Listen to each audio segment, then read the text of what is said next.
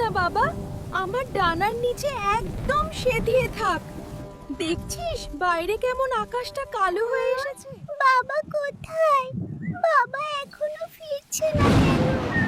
তোর বাবা খাবারের খোঁজে অনেক দূরে গেছে রে। তুই ভয় পাস না, ভগবান ওকে ঠিক রক্ষা করবেন। তোমরা ঠিক আছো তো?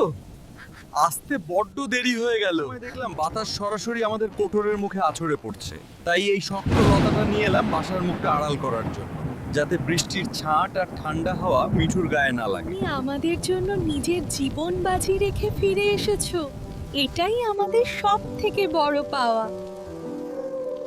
যতক্ষণ আমরা এভাবে একে অপরের পাশে আছি, কোনো ঝড়ই আমাদের সংসার তছনছ করতে পারবে না। মা, বাবা। Don't forget to like and subscribe.